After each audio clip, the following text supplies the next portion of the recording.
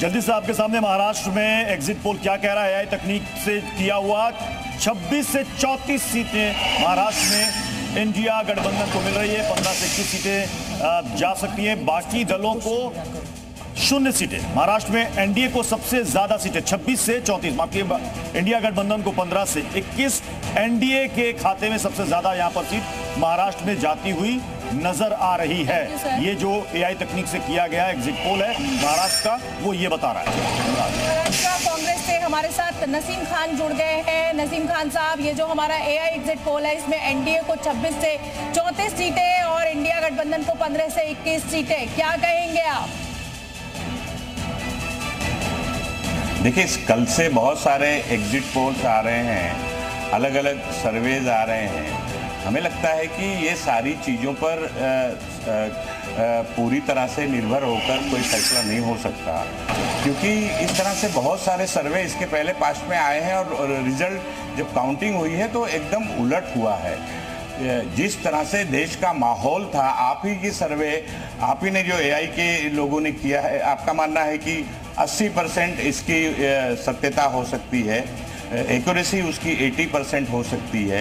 उसके बावजूद आपके सर्वे में और कल के दूसरे एग्जिट पोल के अंदर जो अलग अलग एजेंसीज ने ठीक है, मैंने माना आंकड़े दिखाए हैं, उसमें बहुत फर्क आ रहा है। आपकी बात तो हमें लगता है कि 4 तारीख तक इंतजार करना चाहिए। कर लेते हैं 4 तारीख का इंतजार। दूध का दूध, पानी का पानी हो जाएगा।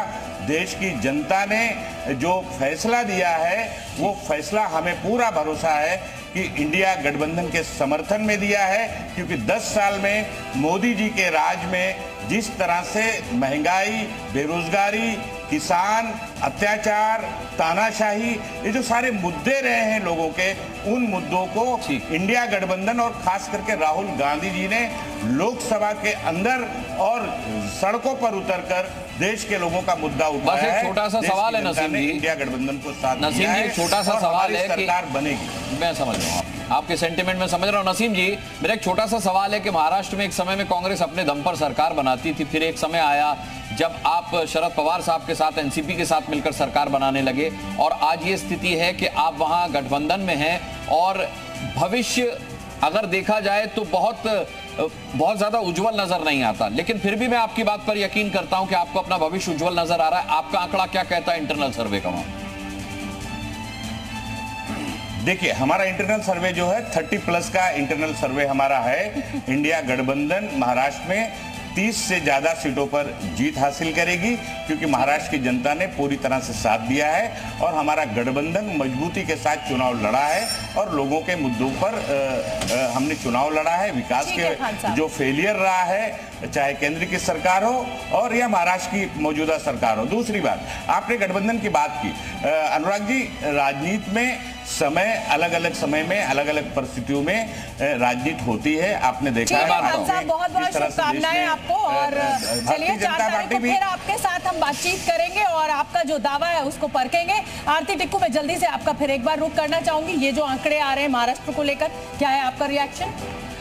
देखिए, मैं इन एग्जिट पोल्स को देखकर मुझे ये सवाल भी, मुझे लगता है शहजाद का सवाल बहुत वैलिड है कि क्या ये वोटर्स के सेंटिमेंट्स है कि ये उन लोगों के सेंटिमेंट्स है जो आइडियोलॉजिकली या पॉलिटिकली कहीं पे भी दुनिया में किसी लोकेशन पे भी ऑपोजिशन के साथ अलाइन। ठीक है आरती जी, लेकिन हमने नसीम को भी सुना। नसीम का भी अपना इंटरनल सर्वे है जो 35 सीटें महाराष्ट्र में इंडिया गठबंधन को दे रहा है। भाटी साहब, देखिए मुझे नहीं लगता है, बताया, देखिए मुझे नहीं लगता है कि महाराष्ट्र में इंडिया अलायंस एनडीए से बेहतर करेगी। उसका मैंने कल भी बताया कि महाराष्ट्र में शिवसेना, उद्धव ठाकरे ने अपनी शिवसेना तोड़कर शिवसेना को कमजोर किया, अपनी शिवसेना को कमजोर किया।